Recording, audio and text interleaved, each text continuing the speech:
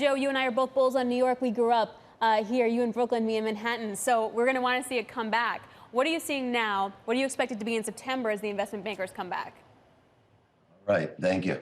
We're already getting good readings. Gyms are starting to fill up already. Restaurants are already reporting some good sales numbers, and even a little bit of tourism starting up. So hopefully the warm weather brings in a wave of excitement.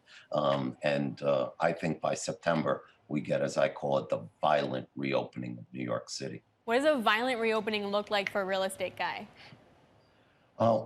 We happen to be benefiting a little. You know, everyone's biggest fear today is inflation.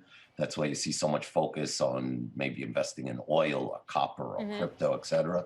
But ultimately, the best inflation hedge people know is real estate. And you see all over the country people running to buy homes. And I think that with the violent reopening of New York is going to come together to be a positivity and maybe the first turnaround that we've seen in New York in quite a while.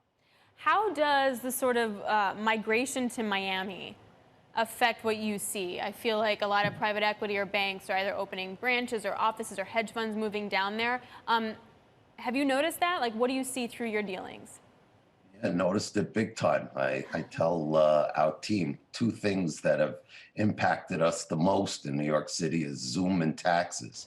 Oh, yeah. You know, Eric, I say Zoom is the new air conditioning. What air conditioning did in America, go back decades, was help so many people feel comfortable to live further from the big city, further from New York, and migrate down south. And now what replaced that is Zoom enabled them, and to be candid, taxes. Taxes, taxes, taxes. So we could be hit with the good and the bad, right? Like, it seems like we could get SALT coming back, but at the same time, Governor Cuomo just looks to be ramping up taxes for the wealthy in New York. So how does that play out in the real estate market? Well, personally, I do believe that, as I joke, starting January 6th, that Schumer and Pelosi got elected as a triumvirate presidency. And so I believe that, you know, one of his top agendas is making SALT taxes deductible, as you just alluded to. So I think that that's a critical item to rebalance things. And I think that is going to make a big difference to New York. And then the second thing is that, you know, we've been hurting more, disproportionately more than probably any other city in the United States, and maybe even globally. And I think that stimulus money, if you look at it broken down, way disproportionate beneficiary is New York City, cultural institutions, population densities. And so I look at that as making for an explosive reopening for New York. So I say everybody's wrong. Don't count out New York.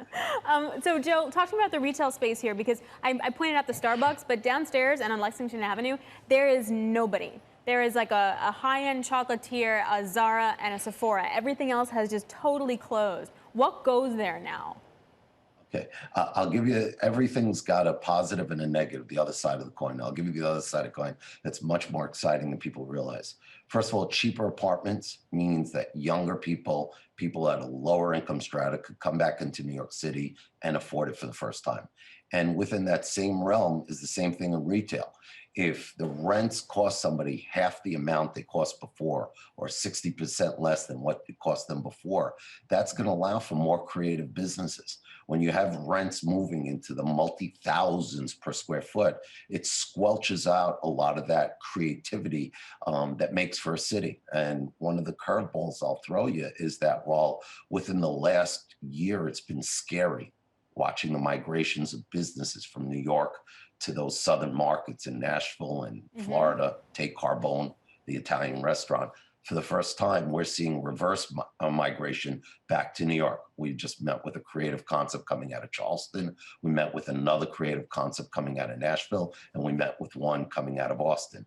So bad news could be creativity, good news for New York, and give us almost like a new chance and a new lease on life.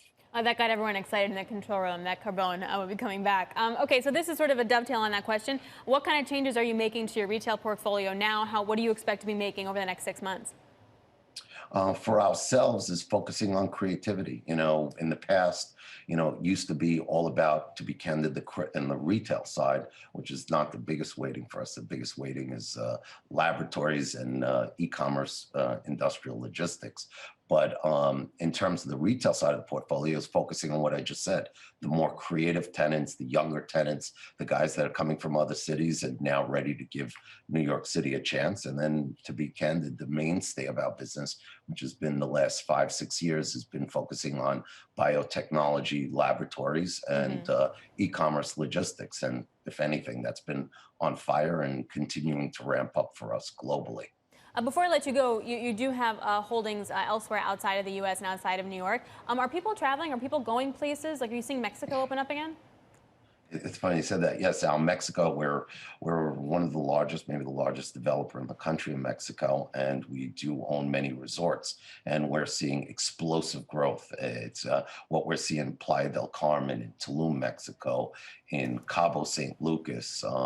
We're seeing explosive growth in people looking for resort destinations, and that's something that doesn't have to wait till September. It's already started. It always used to be about city hotels. And by the way, Hmm. I do believe New York City comes back. In fact, we're grand opening, which we didn't announce yet, but in another 10 days, we'll be grand opening a brand new hotel in Soho in New York.